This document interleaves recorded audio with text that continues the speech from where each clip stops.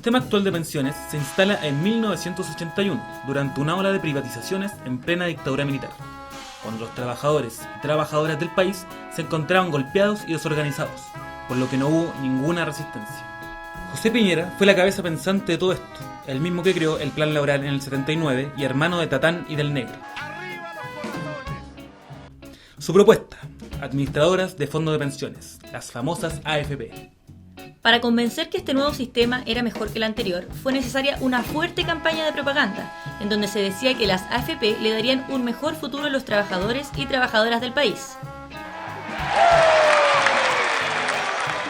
De hecho, este nuevo sistema prometía que, al momento de jubilarse, el trabajador recibiría una pensión igual al 70% de sus últimos sueldos.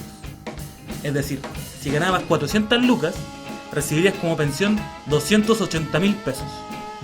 ¿Cómo pasaría esto? A lo largo de su vida, un trabajador entrega el 10% de su sueldo a las AFP en forma de ahorros.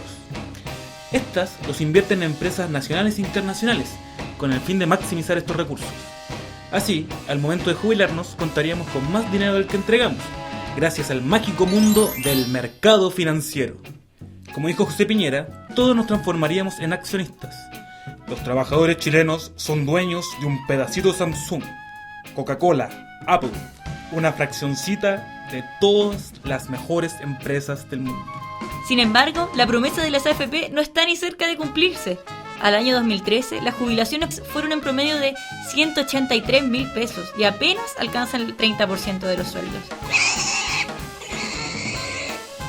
Además, como las condiciones laborales son tan precarias en nuestro país, son muy pocos los beneficiados por este sistema. De hecho, el 80% de las personas entre 55 y 65 años que están prontos a jubilar recibirán una pensión menor a 150.000 pesos.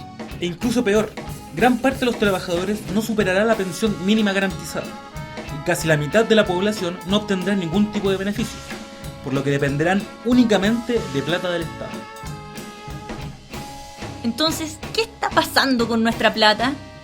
Efectivamente, los ahorros ingresados a la AFP sí aumentan, pero esas ganancias no llegan a los trabajadores. La diferencia es abismante. Mientras la rentabilidad de las AFP llega al 30%, el fondo de los trabajadores crece apenas un 5%. ¿Y dónde es que invierten las AFP nuestra plata? Las AFP invierten nuestros ahorros en grandes empresas, como Cencosud, Enersys, Endesa, Falabella, Copec y Colbún. También destinan una parte a instituciones financieras, como el Banco Estado, el BCI, el Banco Santander, entre otros bancos y aseguradoras. Somos nosotros quienes les prestamos la plata a las AFP y estas a las grandes empresas, que a su vez nos venden productos caros y nos prestan nuestra misma plata. Si lo vemos así, parte de la plata que el banco nos presta en créditos de consumo a una tasa del 30, 40, incluso 50% son en realidad nuestros mismos ahorros. Así es como hacemos más ricos a empresarios y especuladores a costa de nuestro trabajo, mientras nuestros abuelos y papás o nosotros mismos tendremos pensiones miserables. En definitiva, este sistema previsional no fue diseñado para asegurar pensiones dignas, como se nos dijo en un momento, sino que consiste en la entrega de enormes capitales a los grandes grupos económicos, por medio del ahorro forzoso de los trabajadores y trabajadoras de nuestro país. ¿Y cuál es la solución a esta estafa? El actual gobierno propone como solución una AFP estatal, planteando que tendría un sentido público y se preocuparía de dar buenas pensiones sin la intención de lucrar. Pero de todas formas se tendría que regir por la misma lógica de las otras AFP. Cada trabajador tiene que ahorrar por sí solo para su pensión, y esa plata se la seguirían prestando a los mismos, sin asegurar que las pensiones vayan a mejorar. Nosotros, en cambio, proponemos un sistema solidario de reparto, en donde los trabajadores, el Estado y los empleadores tengan que aportar a las jubilaciones.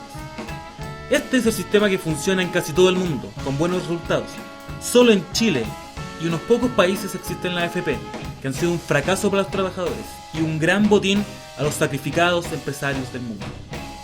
La única forma de terminar con el robo del producto de nuestro trabajo es organizándonos y haciéndonos cargo de nuestro futuro.